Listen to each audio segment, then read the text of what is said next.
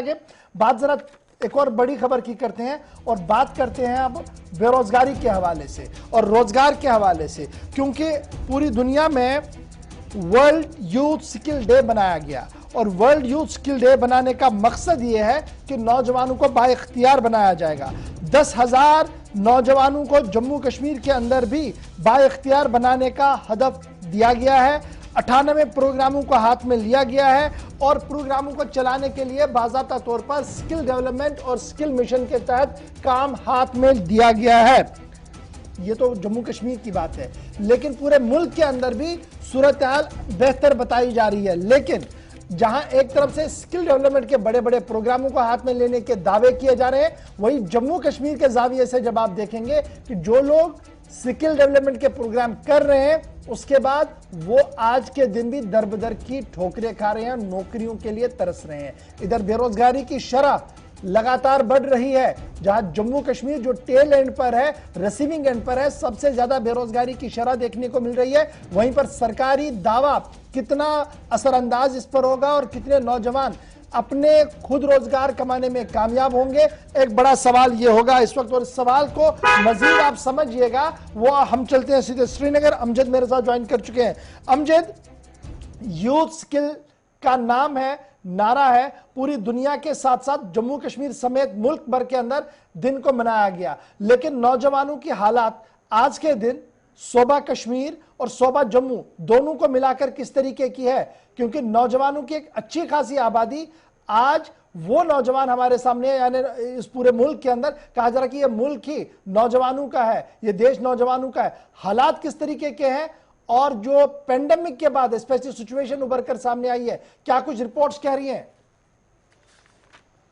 देखिए गौहर, मुल्क की अगर हम बात करें 65% आबादी युवाओं की है, वहीं जम्मू कश्मीर की अगर हम बात करें तो 65 से 70% आबादी अब युवाओं की हो रही है, जो 18 से लेकर 30 साल के बीच की उम्र के हैं। यानी युवा की ताकत जम्मू कश्मीर के अंदर भी कम नहीं। लेकिन इस युवा की ताकत का तब फायदा होगा जब सरकार इसका फायदा उठा पाए। यानी कई तरह की स्कीमें लाई गई, जिनमें प्रधानमंत्री कौशल विकास योजना की बात करें, स्किल डेवलपमेंट मिशन की बात करें, या और भी अदर तरह के मिशन ऐसे लिए गए कि जिनके तहत ये बताया गया कि जम्मू कश्मीर के युवा को ट्रेन किया जाएगा, स्किल्ड बनाया जाएगा और फिर उसके बाद उसको नौकरी दी जाएगी, चाहे वो प्राइवेट इन्वेस्टर्स के थ्रू दी जाए, चाहे उसे सेल्फ एक एंटरप्रेन्योर बनाया जाए, या फिर कहीं सरकारी किसी डिपार्टमेंट के अंदर उसको अकोमोडेट किया जाए। लेकिन जम्मू कश्मीर की अगर हम बात करें, तस्वीरें कुछ उल्टी नजर आती हैं। यानी जम्मू कश्मीर में साल 2019 से लेकर अभी तक की आप बात करें तो सबसे बड़ा इंपैक्ट कोविड-19 का और उससे पहले आर्टिकल 370 के एब्रोगेशन का लॉकडाउन। लगभग हर साल 5 लाख ऐसी नौकरियां हैं जो जा रही हैं, यानी हर साल 5 लाख नौकरियां, 5 लाख युवा जो है वो बेरोजगार हो रहे हैं। वहीं दूसरी तरफ अगर हम इन मिशन की बात करें, 50,000 युवाओं को ट्रेन करने की बात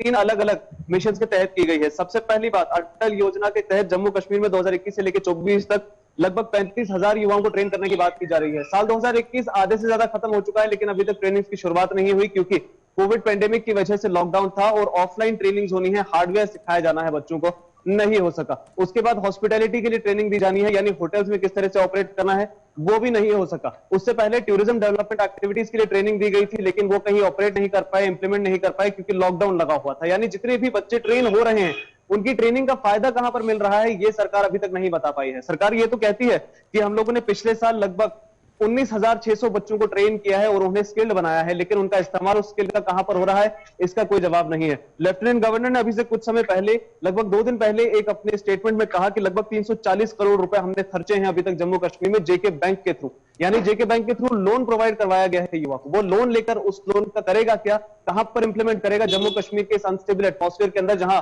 हर साल पिछले 3 साल से लगातार कोविड कहें या आर्टिकल कहें, लॉकडाउन पे लॉकडाउन चल रहा है, जहां एक आम ताजिर जो सालों से बिजनेस कर रहा है वो तो अपना मुनाफा कर नहीं पा रहा, जो नया बिजनेसमैन खड़ा हुआ है वो कहां से प्रॉफिट करेगा, वो कैसे काम करेगा, ये बड़ा सवाल है। उसके बाद अगर हम लोग यूनियन टेरिटरी की बात करें, जो हम लोग अगर लगभग पोस्ट क्रिएशन की बात करें, सरकार अब इस पोस्ट क्रिएशन को जस्टिफाई देखिए कहां पर कर रही है गवर्नर साहब। एक तरफ तो उन्होंने बात की कि स्किल्ड यूथ को उसके खुद की बेसिस पे सेल्फ एंटरप्रेन्योर बनाकर खड़ा करेंगे, वहीं दूसरी तरफ जब सरकार से आंकड़ा मांगा गया तो उन्होंने उन 18,000 युवाओं को भी इसी लिस्ट में डाल दिया जिन्होंने सरकारी नौकरियों के लिए अप्लाई करके खुद के पोस्ट खुद सिक्योर किए थे। यानी अब सरकार स्किल्ड युवा को अपनी तहत दी गई सारी स्कीमों के अंदर तो कहीं अकोमोडेट नहीं कर पाई, लेकिन अब सामने उन युवाओं को रखा जा रहा है जिन्होंने अलग अलग डिपार्टमेंट्स के अंदर अपनी पोजीशंस को खुद सिक्योर करके, अपने टेस्ट रिटर्न करके, उसके बाद अपनी स्किल डेवलपमेंट की बात करते हैं और मिशन की बात करते हैं, तो लास्ट जब सरकारें हमारे पास थी तो तब भी ये प्रोग्राम चलाया जा रहा था और तब तब भी ये कहा जा रहा था कि एक मिशन मोड में जी सब कुछ चल रहा है और इंटरनेशनल और मल्टीनेशनल कंपनियों के साथ राब्ते किए जा रहे हैं, उनके साथ कोऑर्डिनेट किया जा रहा है और हजारों की तादाद में लड़कों को दिल्ली, मुंबई, चेन्नई के अंदर नौकरियां फराहम की गई। आज के दिन में कहां पर वो चीजें स्टैंड है और क्या आज भी उसी प्रोसेस को अडॉप्ट किया जा रहा है या कुछ नया भी है? आपका रिसर्च इस पूरे मामले पर क्या कुछ है? देखिए गौरव, जब हम लोगों ने लोकली यहाँ पर एक रिसर्च किया तो हमें ये मालूम पड़ा कि जितने भी ये मिशन है, इन सब मिशन को नेशनल कंपनियां ऑपरेट करती हैं, लेकिन लोकल कोचिंग इंस्टीट्यूट्स के बेसिस पर, यानी जो ट्रेनिंग इंस्टीट्यूट्स है वो लोकल जम्मू कश्मीर के अवेलेबल है और उनके पास में जितनी भी हम कहें तो एक तरह से रिक्रूटमेंट एजेंसीज आती है, उन्हीं के थ्रू सबकी रिक्रूटमेंट होती है। लेकिन बदकिस्मती जम्मू कश्मीर की ये है गौरव कि लोकल एजेंसीज जितनी भी रिक्रूटमेंट करवा रही है वो सारी लोकल जगहों पर हो रही है, यानी कश्मीर के अंदर जो इंडस्ट्रीज अवेलेबल है उनमें रिक्रूटमेंट की बात की जाती है। कितनी ही इंडस्ट्रीज जम्मू कश्मीर में है ये सबके सामने है। अगर हम पिछले 3 साल की बात करें तो जो मौजूदा इंडस्ट्रीज हैं वो भी खसारे में जाने के बाद कई सारी इंडस्ट्रीज के बंद होने की खबरें पिछले साल भी आई थी, इस साल भी आई है। यानी इंडस्ट्रीज में उनको भेजा जाएगा, लेकिन जम्मू कश्मीर में तो इंडस्ट्रीज का सेटअप ही नहीं। ये बताया गया था कि एब्रोगेशन के बाद कई सारी मल्टीनेशनल कंपनियां जम्मू कश्मीर अपने इंडस्ट्रीज खड़ी करने वाली है, वो तो हुई नहीं, जो थी वो भी बंद हो गई। लेकिन अब युवाओं के प्लेसमेंट की बात जब हम करते हैं तो उनकी प्लेसमेंट एक लोकल दुकानदार के पास हो रही है, जहां पर वो छोटा मोटा फोन ठीक कर रहा है, या फिर किसी सीसीटीवी के एक नॉर्मल डीलर के साथ हो रही है जो बिल्डिंग जाके सीसीटीवी लगवा रहा है। लेकिन जो चीजें प्रॉमिस की गई थी कि एक मल्टीनेशनल इंटरनेशनल कंपनीज में आपको स्किल डेवलपमेंट प्रोग्राम के अंतर्गत ट्रेन करके आपको प्लेस किया जाएगा, ऐसी कोई भी प्लेसमेंट कश्मीर के अंदर नहीं देखने को मिल रही है। और खासतौर से जब से कोविड आया है, ये बताया जा रहा है कि लगभग 75% प्लेसमेंट्स पर इंपैक्ट पड़ा है, क्योंकि कोविड की वजह से ना तो ऑफलाइन ट्रेनिंग हो पाई, ना ही कहीं पे किसी को प्लेस कर पाए। लेकिन उसके पहले की भी अगर बात करें तो नेशनल लेवल पर जम्मू कश्मीर की जो प्लेसमेंट है वो महज 5% थी, इंटरनेशनल लेवल पर 1% से भी कम थी। यानी अगर 10,000 बच्चे पास आउट हो रहे हैं, उनमें से महज 400 बच्चे ऐसे थे जो पूरे इंडिया में कहीं प्लेस हो रहे थे और करीब 10 बच्चे ऐसे थे जो इंटरनेशनली कहीं प्लेस हो रहे हैं। यानी 490 बच्चे अभी भी जम्मू कश्मीर के अंदर 5 से 8,000 की नौकरी कर रहे हैं, जो वो बिना ट्रेनिंग के भी कहीं पर भी कर सकते थे। बहुत बहुत शुक्रिया जी, हमारे साथ स्किल मिशन और स्किल मिशन को दरपेश मुश्किलें और जम्मू कश्मीर के नौजवानों की और किस तरीके से स्ट्रेटजी को अडॉप्ट करना होगा उस पर बात कर रहे थे हमारे नुमाइंदे। बता रहे थे कि क्या कुछ सिचुएशन